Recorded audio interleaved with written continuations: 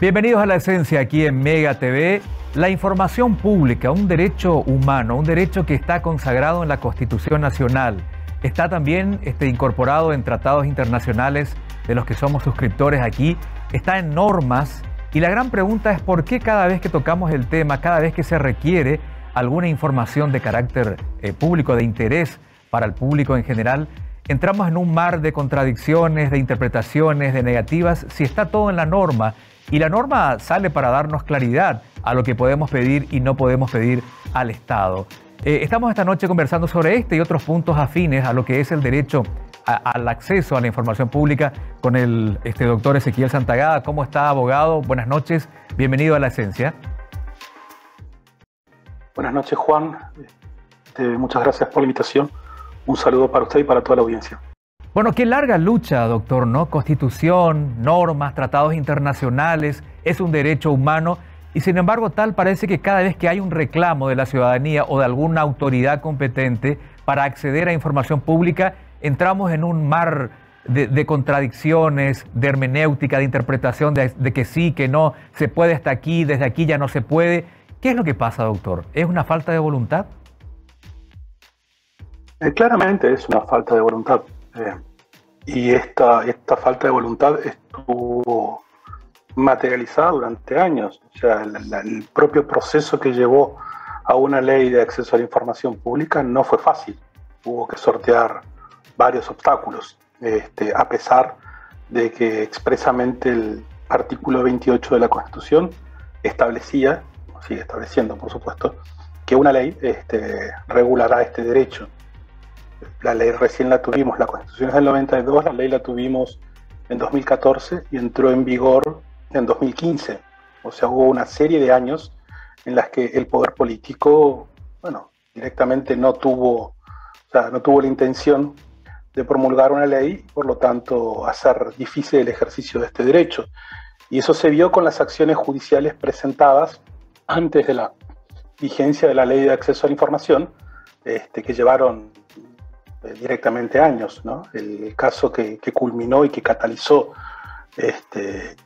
el proceso es una ley de acceso a la información, el de Daniel Vargas Tellez en el año 2013, lo iniciamos en el año 2008, o sea, pasaron una buena cantidad de años litigando para que finalmente la Corte lo reconociera y eso generó lo que después se conoció como Primavera de la Transparencia.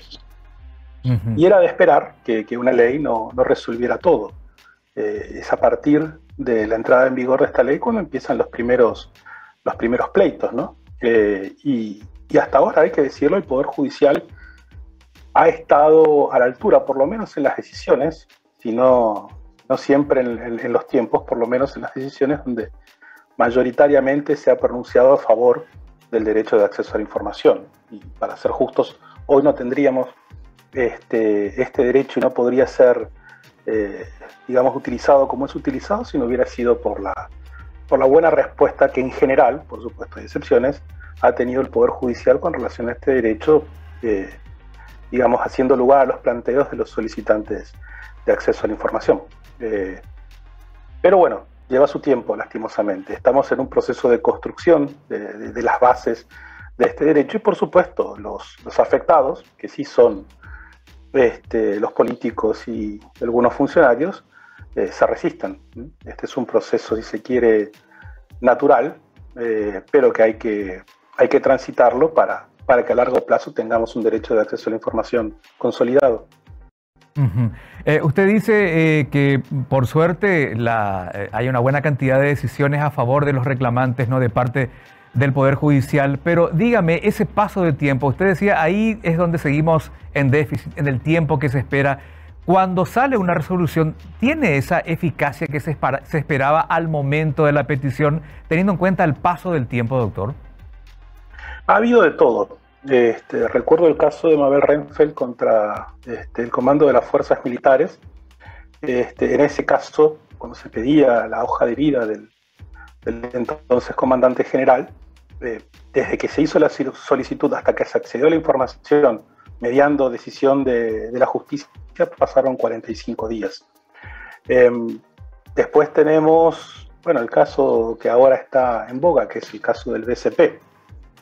Este caso, si bien todos lo conocemos ahora porque el BCP le contestó al Senado tachando toda la información que el Senado le había solicitado, esto viene siendo solicitado por un colega tuyo desde el año 2017.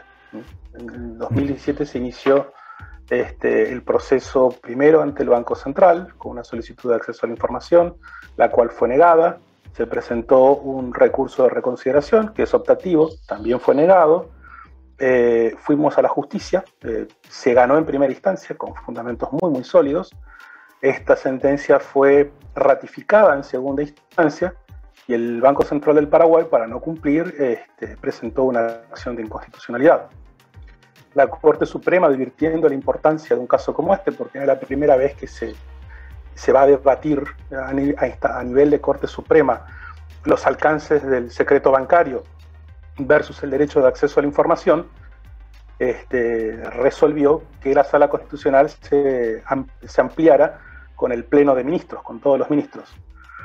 Más allá de alguna inhibición, van a ser la mayoría de los actuales ministros de la Corte Suprema los que van a intervenir en esta decisión, y dos conjueces que son integrantes del Tribunal de Apelaciones en lo Civil y Comercial de Asunción, ya está listo como para ser resuelto, ¿no? Y esto lleva un tiempo, ¿no? Estamos hablando de años de litigio, pero que podría resolverse de un momento para otro en la Corte Suprema, ¿no?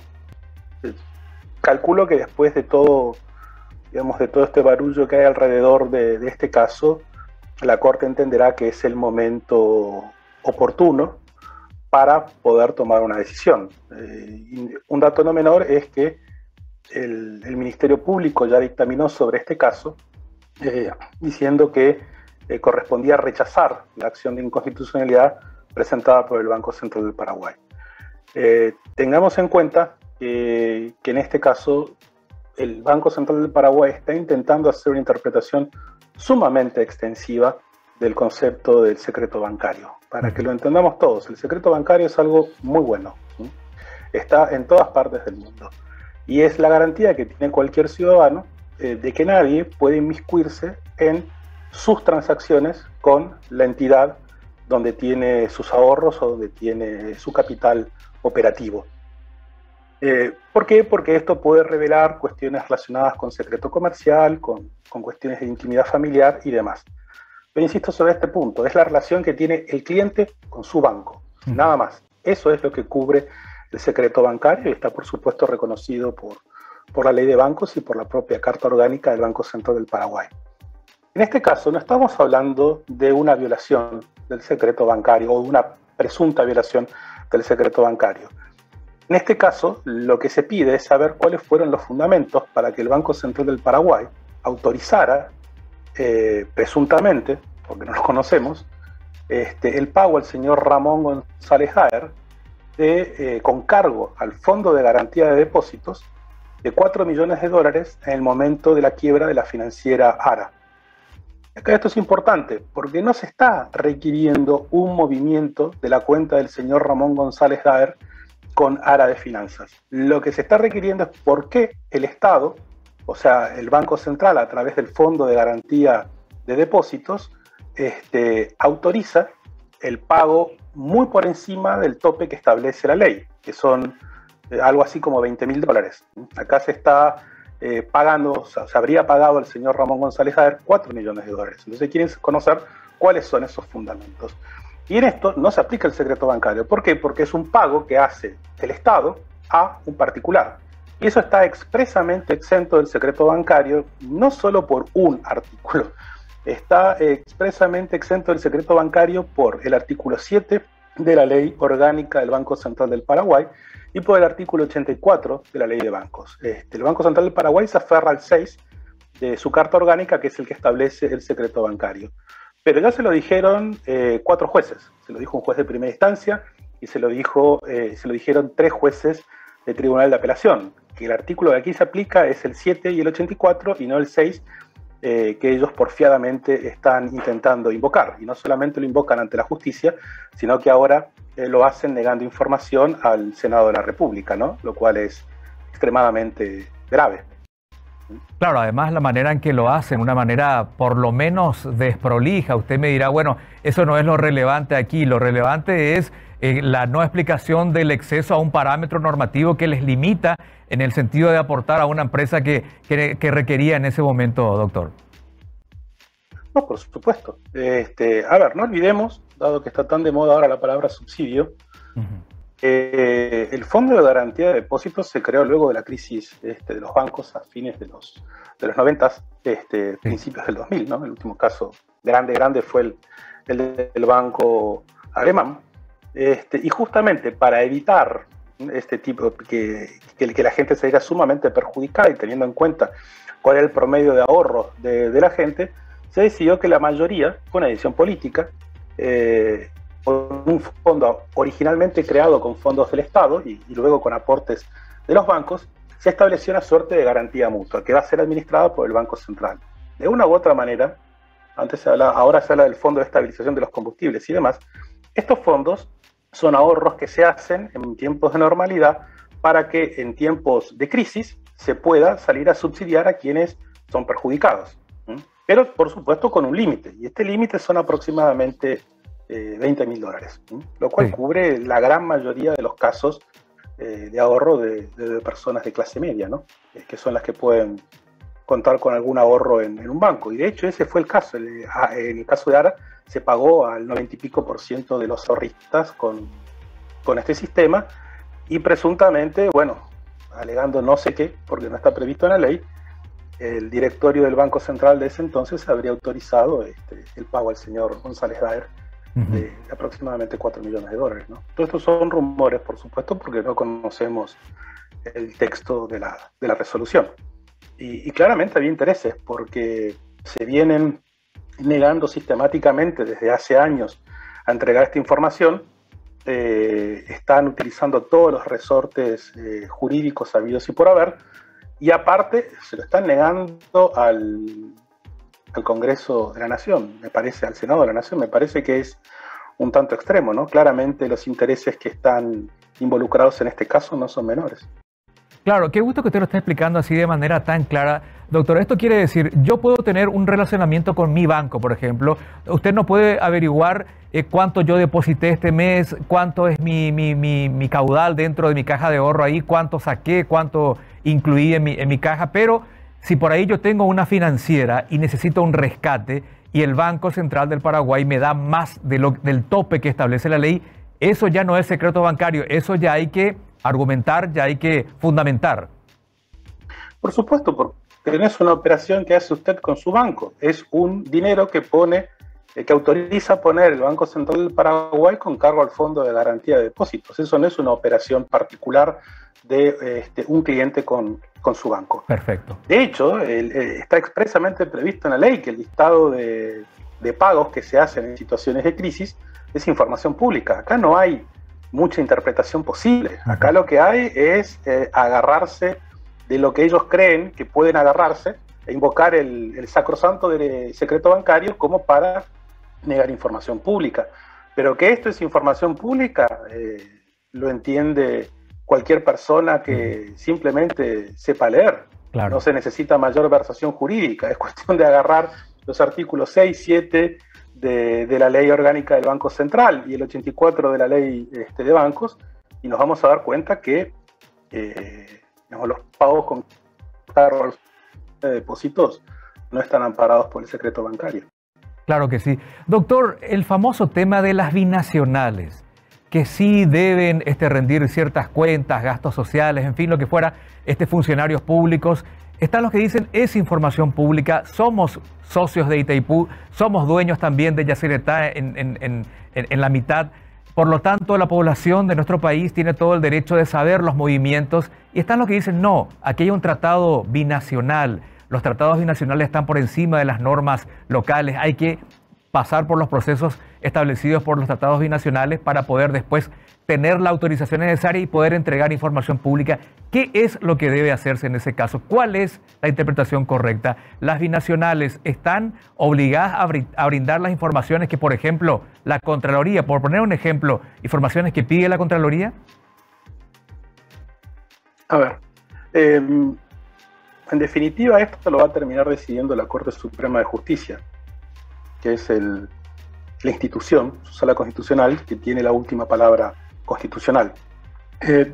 Para mí la ley es bastante clara. Lastimosamente es una interpretación con la que no coinciden las asesorías jurídicas de Yacyretá e Itaipú.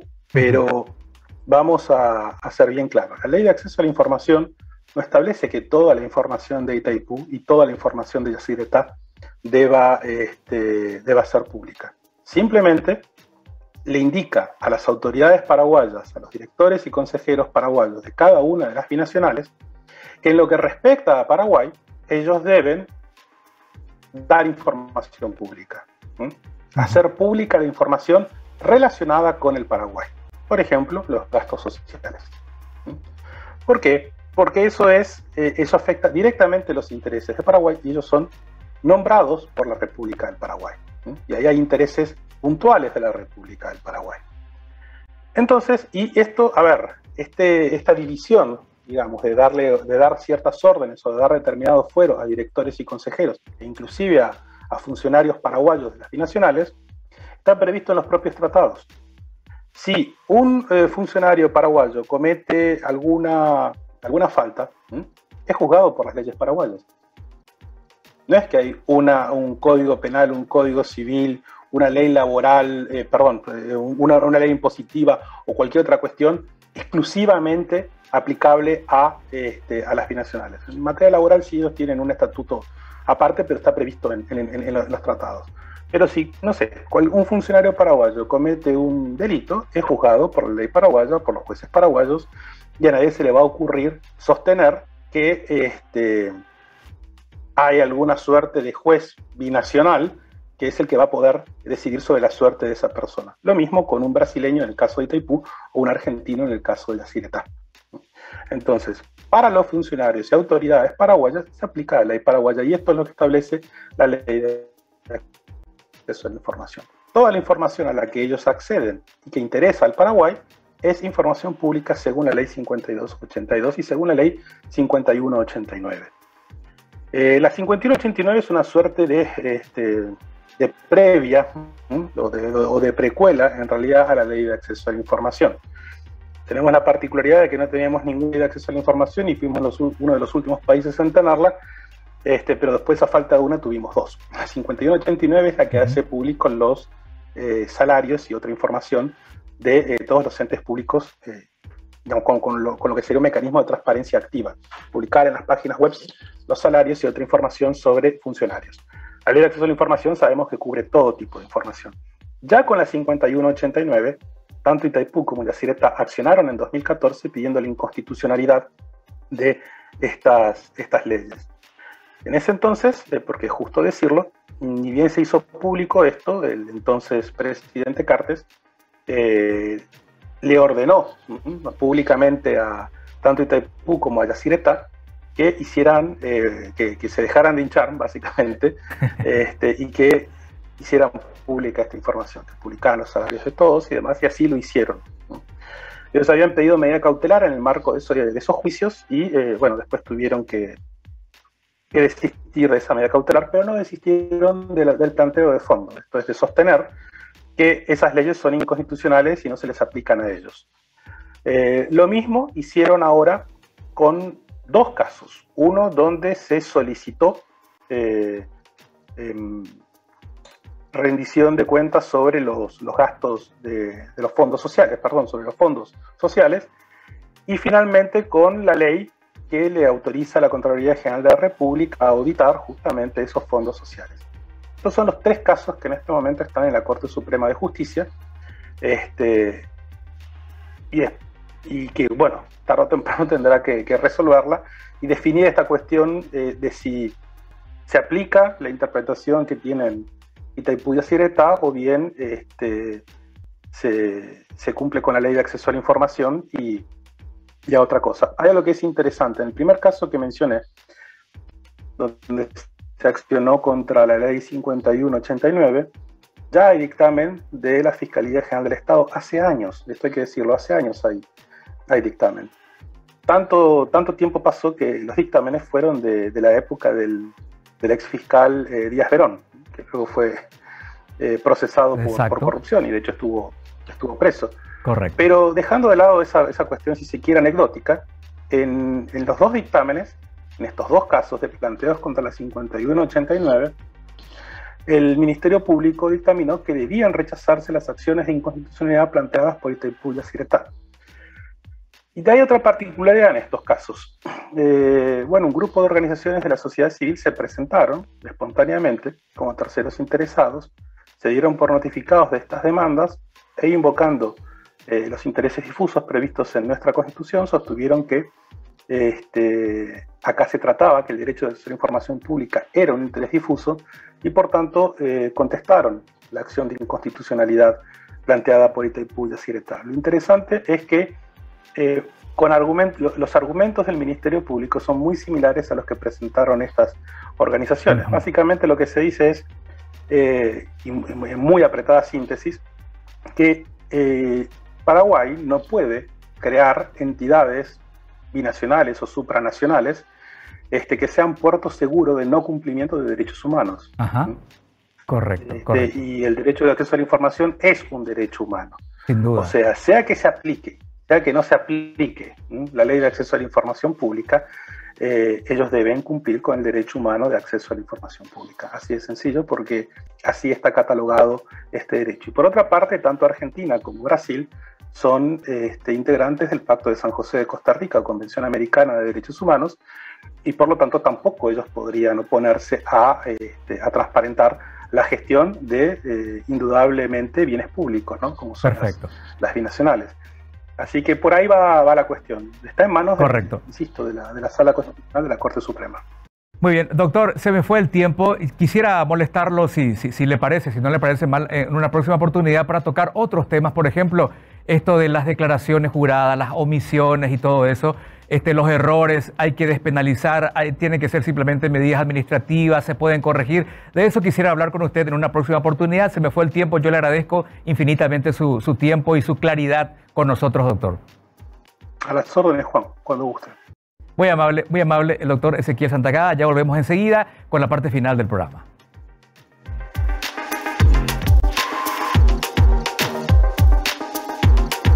Bueno, muchas veces, amigo televidente, usted habrá escuchado la famosa frase, el que nada debe, nada teme. Entonces, ¿por qué hay tanta reticencia por simplemente cumplir con lo que dice la Constitución Nacional, los tratados internacionales y las normas vigentes? Información pública es información pública. Hay que siempre evaluar si lo que se pide es de un interés general y a partir de ahí darle ese color de información pública, y el ciudadano tiene derecho a conocer qué es lo que está gestionando el funcionario público, cualquiera sea su cargo, gestiones que en algún momento van a tener un resultado en la vida del ciudadano. La próxima vez tocamos el tema de las declaraciones juradas, las omisiones, los errores, las correcciones, hasta dónde se debe penalizar y dónde es simplemente una cuestión administrativa y que se puede corregir tranquilamente. Hasta la próxima en La Esencia.